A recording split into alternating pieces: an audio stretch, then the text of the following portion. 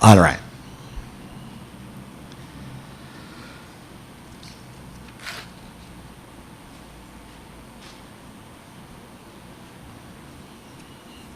To the owner belongs all of the fruits.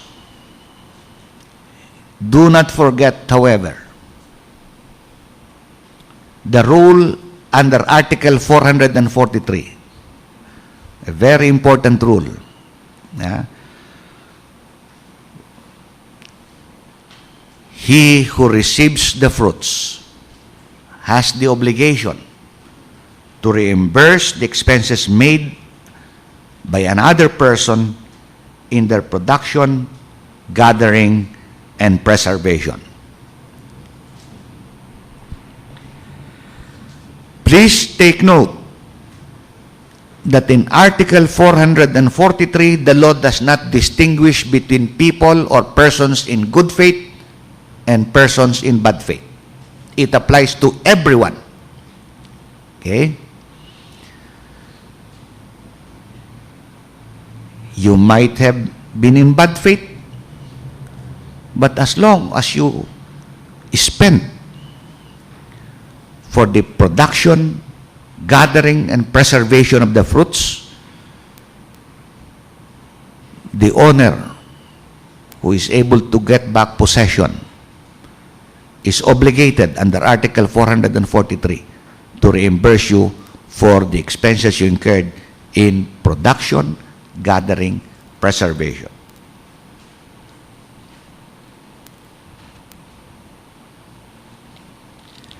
Please take note, however, another important thing we have to remember in connection with Article 443, that the article would not apply if the fruits have not yet been gathered. Okay? So, if the fruits are still ungathered, you don't apply Article 443.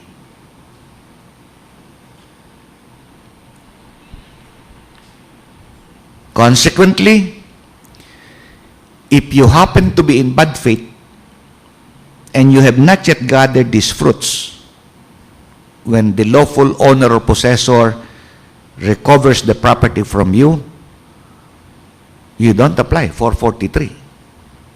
You simply lose all of these ungathered fruits, applying the rule with respect to possessors in bad faith as well as planters and sowers in bad faith. He who is in bad faith loses everything that he has built, planted, or sown.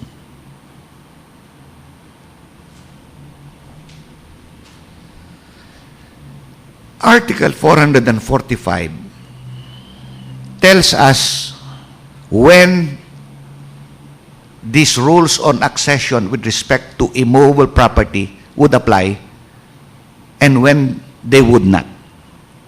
Okay. What do I mean?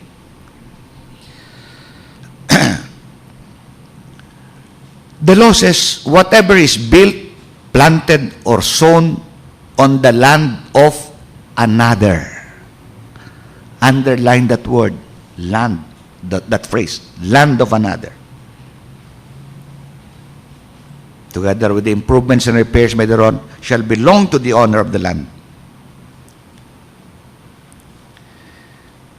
If I build, plant, or sow on my own land, therefore, these rules on accession would find no proper application. You apply these rules if something is built, planted, or sown on the land of another. Because if it's the owner of the land himself who builds, plants, or there's no question. He's really the owner of everything. Okay. As a matter of fact, there is a presumption under Article 446 that everything, all works of sowing and planting all works, sowing, and planting are presumed to have been made by the owner and at his expense. Of course, that's a disputable presumption, but it's a presumption just the same. Okay. Let's first tackle the situation contemplated in Article 447. What is the scenario in Article 447? Here is a landowner and he decides to build on his property using the materials of another person. Okay, so simple situation. I have a parcel of land. I build a house there or any other thing, but I use your materials. Okay. Of course, there are always two possibilities. Either I am in good faith or in bad faith. Okay. When would I be in good faith in that situation? If I thought that I had the right to use those materials, if I thought that I owned those materials, okay, I would be in bad faith if I knew that you were the owner of those materials. And despite that knowledge, I still use them. Okay. If I am in good faith, kala ko sa akin yung materials na yun. What's my obligation under Article 447? The law says I should pay their value. I should pay their value. Oh, that's fair and square. Okay. Can I be held liable for damages? The answer is no. Because precisely, I was in good faith. I simply have to pay the value of the materials owned by you. If I am in bad faith, of course, I have to pay the value of the materials plus damages. Okay. That damages would, of course, be intended to penalize me for my bad faith. Okay.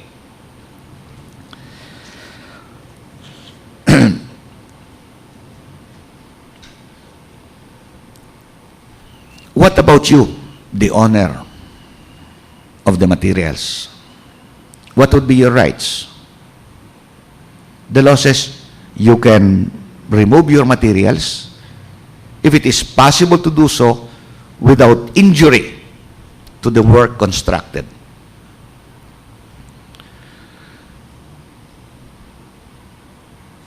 If it is possible to remove your materials without injury, that means that it's not really a case of real attachment. Kasi it's possible to remove without injury. There has been no real case of attachment. Okay? At any rate, the law says you can remove your materials if it's possible to do so without injury to the plantings, constructions, or works.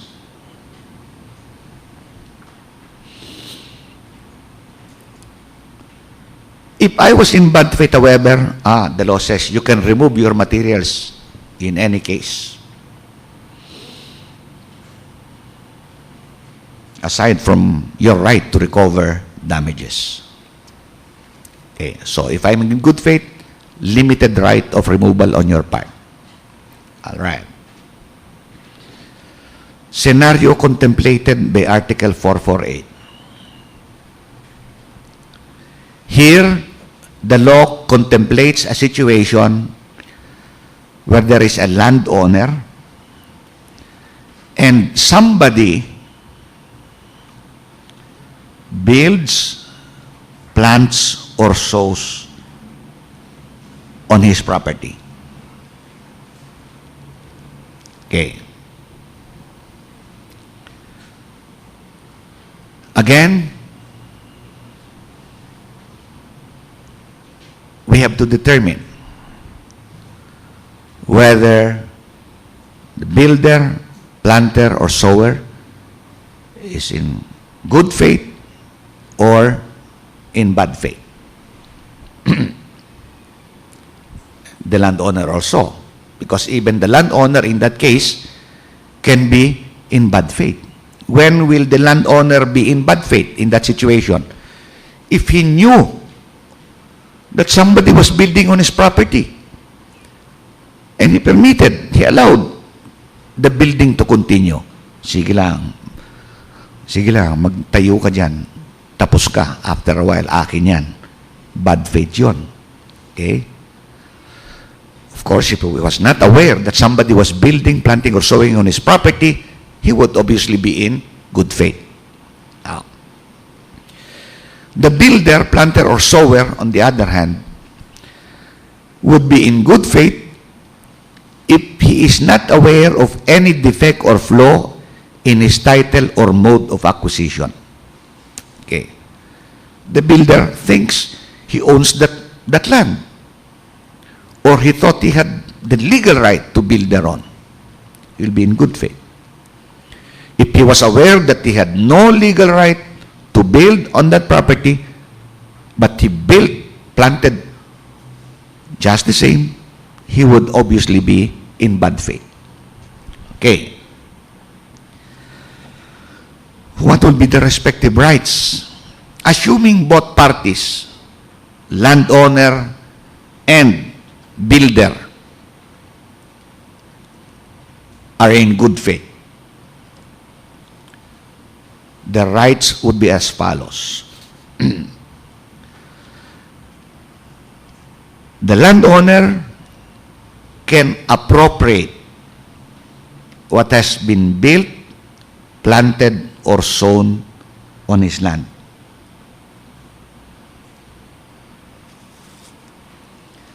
Of course, he has to pay proper indemnity to the builder, planter, or sower. In the case of building and planting, the landowner also has the option of selling the land occupied by the building or planting to the builder or planter. He cannot, however, avail of that option, yung ask the builder or planter to buy the land, if the value of the land is considerably more than the value of the building or planting. Please take note, the law uses the phrase considerably more. If the value of the land and the value of the building or planting are more or less the same, or if the difference in the value is not too much, then the landowner is not precluded from availing of that option. Kasi dapat ang difference ng value, the value of the land must be considerably more than the value of the building or planting.